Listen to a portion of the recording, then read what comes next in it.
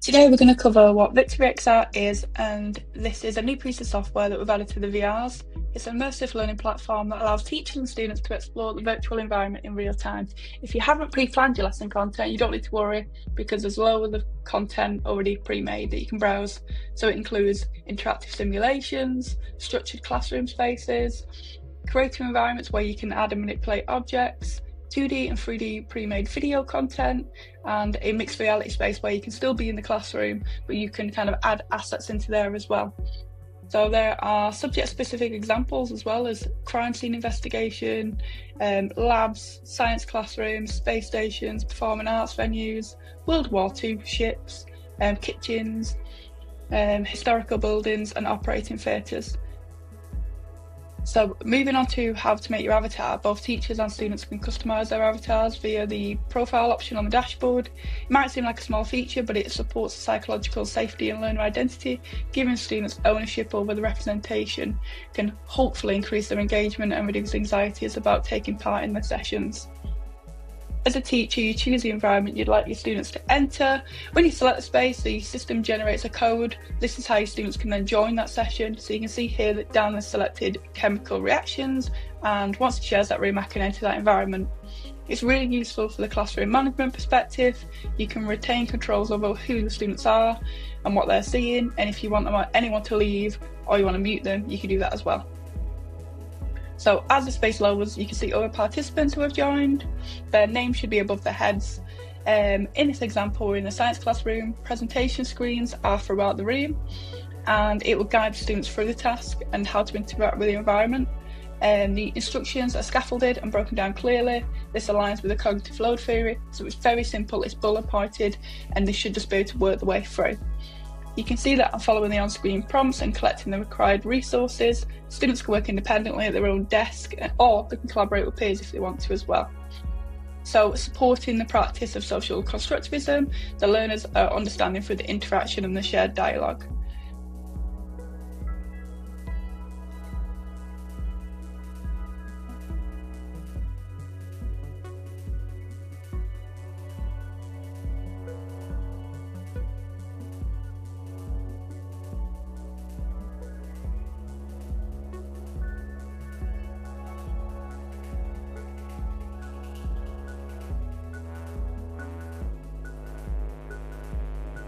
So you may notice that Dan appears to be positioned in a slightly incorrect way at first, kind of like he's crouching, but this is because the tracking mode was not set as seated. Once adjusted, you can see that he aligns properly.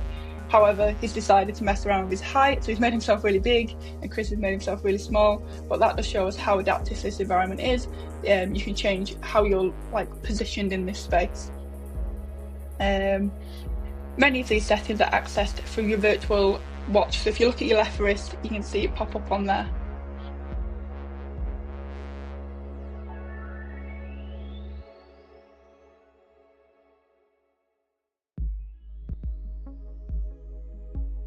So at any point, the teacher can move the group into a different space. For example, Dan has now transported us to a World War II battleship. This space includes an interactive tour guide with detailed historical information. This is where the immersive learning becomes really powerful, because rather than reading about history, students are experiencing contextualised learning. So it allows them to be kind of provided with experience that wouldn't be possible otherwise due to cost, safety, or the location.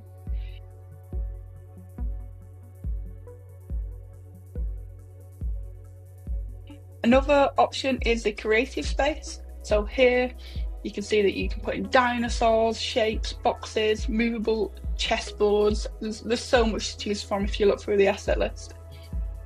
So this environment is ideal for collaboration, problem solving, team-based tasks. It encourages active learning rather than passive consumption. So for example, the learners could build models, they could recreate historical scenes, design engineering prototypes, practice communication and leadership skills. So the students can speak to each other within this VR environment as well, even if they're not in the same room, so you can do it, but it is up to you how you want to manage that. So the space creates opportunity for remote collaboration and blended learning models. In our demonstration, I've muted the participants because we was all online on a call, so we could hear each other, and it was just, you could hear each other in the VR and on the online call as well.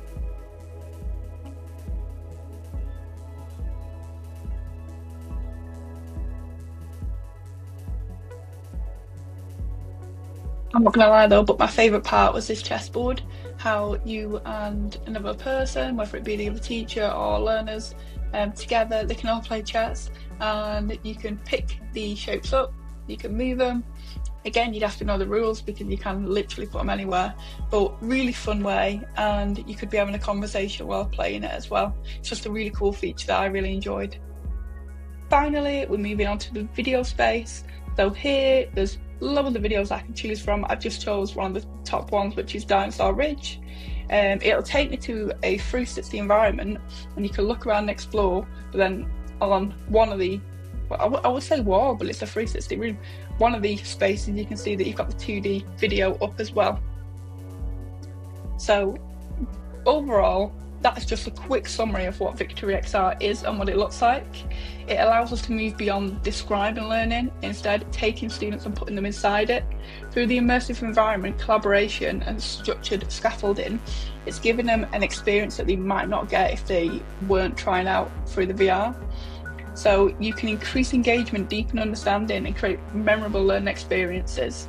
So used purposefully, it's not just exciting technology, it's a powerful pedagogical tool that supports experiential, inclusive and active learning.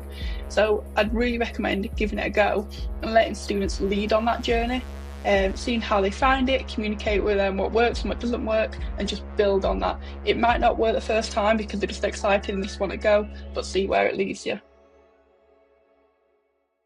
As well, VictoryXR includes a conversational AI feature that allows teachers to create their own interactive characters, so it can be patients, historical figures, clients, or witnesses. And as a teacher, you can design the character's backstory, their personality, the medical history if you need it, the job role, or the scenario context, just to bring them to life a little bit and set how they should respond.